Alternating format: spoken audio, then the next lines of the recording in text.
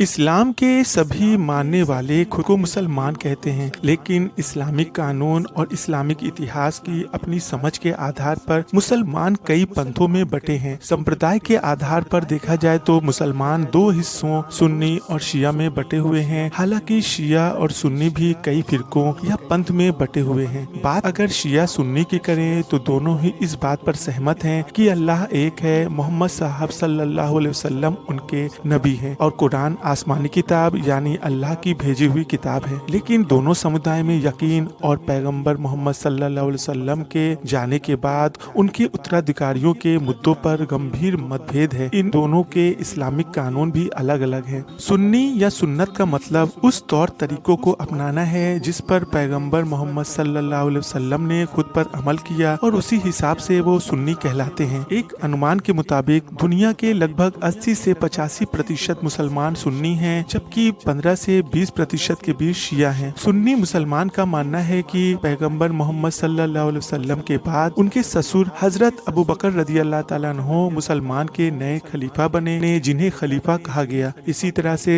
अबू बकर रदी अल्लाह ताला अन्हो के बाद हजरत उमर रदी अल्लाह ताला अन्हो, हजरत उस्मान रदी अल्लाह ताला अन्हो और हजरत अली रदी अल्लाह ताला अन्हो मुसलमान के नेता बने। इन चारों को खुलफाए राशिदीन यानी सही दिशा में चलने वाला कहा जाता है। इनके बाद जो लोग आए वो राजनीतिक रूप से तो मुसलमान के नेता कहलाए, लेकिन मजहबी एतबार से उनकी अहमियत कोई खास नहीं थी। हालांकि इस्लामिक कानून में व्याख्या का सवाल है कि सुन्नी मुसलमान मुख्य रूप से 4 भागों में बटे हैं। हालांकि 5वां समूह भी है जो इन चारों से खुद को अलग कहता है। दरअसल सुन्नी इस्लाम में इस्लामी कानून के 4 प्रमुख स्कूल हैं। 8वीं और 9वीं सदी में लगभग 150 साल के अंदर 4 प्रमुख धार्मिक नेता पैदा हुए।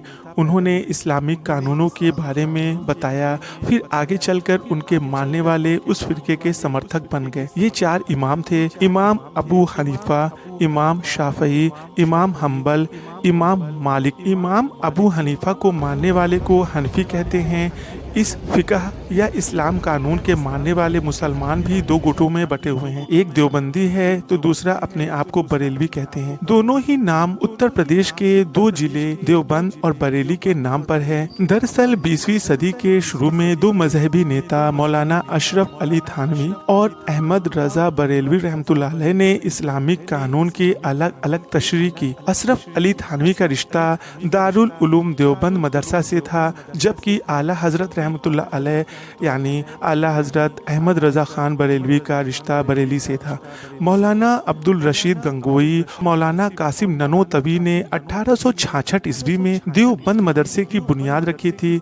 देवबंदी विचारधारक को परवान चढ़ाने में मौलाना अब्दुल रशीद गंगोई, मौलाना कासिम ननोतवी और मौलाना अशरफ अली थानवी की अहम भूमिका रही है।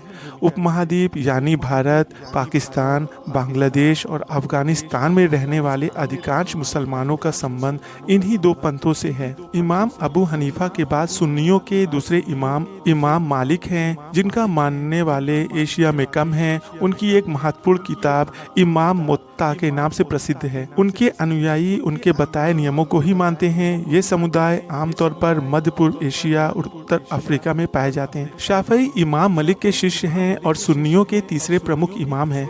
मुसलमानों का एक बड़ा तबका उनके बताए रास्तों पर अमल करता है, जो ज्यादातर मध्य पूर्व एशिया और अफ्रीका देशों में रहता है। हम्बली सऊदी अरब, कतर, कुवैत, मध्य पूर्व और कई अफ्रीकी देशों में मुसलमान इमाम हम्बल के फिकह पर ज्यादा अमल करते हैं और वे अपने को हम्बली कहते हैं। सऊदी अरब की सरकारी शरीयत इमाम हम्बल के मजहबी कानूनों पर आधारित है। उनके मानने वालों को कहना है कि उनका बताया हुआ तरीका हदीसों के अधिक करीब है। इन चारों इमामों को मानने वालों मुसलमानों का ये मानना है कि शरीयत का पालन करने के लिए अपने इमाम का मानना जरूरी है। दोस्तों, अगर आपको ये हमारी वीडियो पसंद आती है तो आप हमारे चैनल अल मजीद को सब्सक्राइब, लाइक और अपने दोस्तों में ज़रूर से ज़रूर शेयर करें और कमेंट करके बताएं कि आपको ये हमारी वीडियो कैसे लगी।